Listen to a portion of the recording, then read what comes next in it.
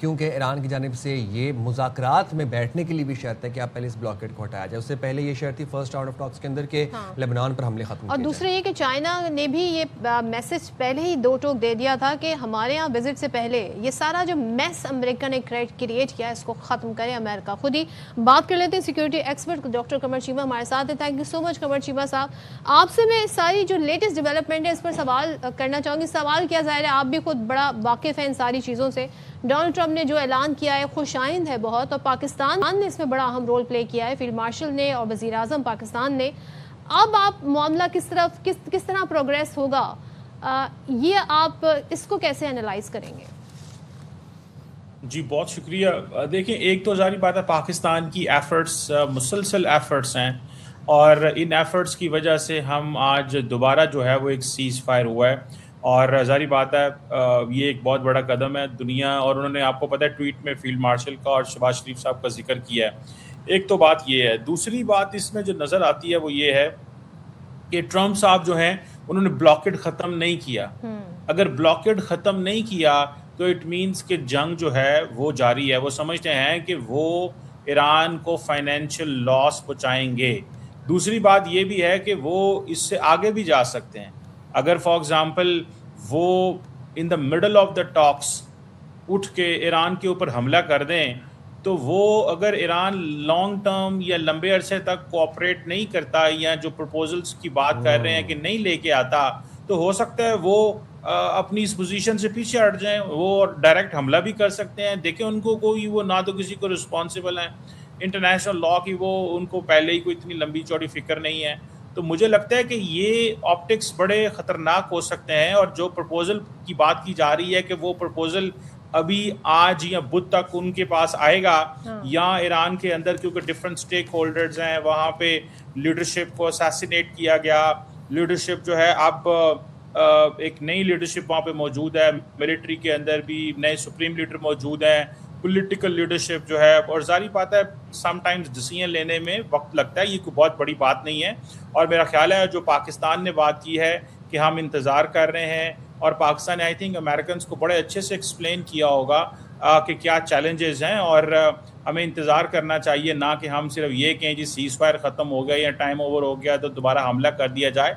मैं समझता हूँ कि पाकिस्तान ने एक दफ़ा फिर कोशिश करके इन्फ्लेशन को भी रोका है, ग्लोबल सप्लाई चेन को भी जारी रखा है, सारी चीज़ें पाकिस्तान ने मेंटेन की हैं। लेकिन अब देखना यह है कि ईरानियन साइड से क्या जवाब आता है, और ट्रंप साहब अपनी इस बात पे भी कायम रहते हैं कि नहीं रहते। फ़िलहाल तो उन्होंने जो लास्ट टाइम पाकिस्तान ने रिक्वेस्ट की थी उसको भी ऑनर किया था, अभी फिर बैक चैनल पे जो पाकिस्तान ने रिक्वेस्ट की हुई हैं उसको भी वो ऑनर कर रहे हैं। और वो समझ रहे हैं कि अगर ईरानियन साइड से एक प्रपोजल आ जाता है, जो भी प्रपोजल होगा वो देखें, ये at the end of the day हमें इस चीज़ को समझना चाहिए।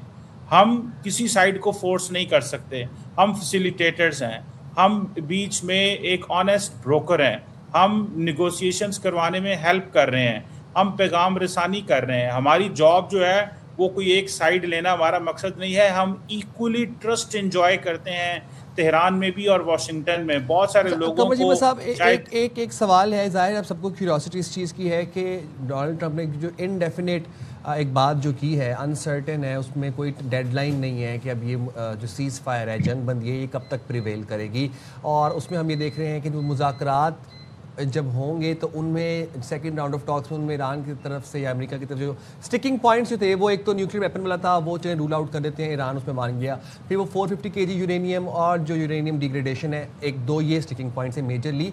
लेकिन उन मुज़ाकरात में बैठने के लिए भी शराइत मौजूद है ईरान की तरफ से, और वो शर्त यही है कि स्ट्रेट ऑफ हॉर्मुज़ को खोला जाए। अब ट्रंप ने जो कल ट्वीट की उसमें कहा कि जब तक कोई कंक्लूसिव नतीजा नहीं निकलता मुज़ाकरात का, तब तक ये जंग बंदी कायम रहेगी। तो ये जंग बंदी सेकेंड राउंड ऑफ टॉक्स तक कायम रहेगी या उसके बाद तक कायम रहेगी? इसका कोई ज़रा हमें टाइम स्पैन या इसका मतलब आपने क्या नतीजा अखज़ किया कल डोनाल्ड ट्रंप की ट्वीट से? देखें, हर मुल्क जो होता है वो पोजीशन ऑफ स्ट्रेंथ से बात करना चाहता है। ईरान की बात अपनी जगह बेमुनासिब बात है कि अगर हम इस वक्त सीज़ फायर है तो आप हमारी कमर्शियल शिप्स को क्यों पकड़ रहे हैं, ये उनकी बात भी उसमें भी वज़न है।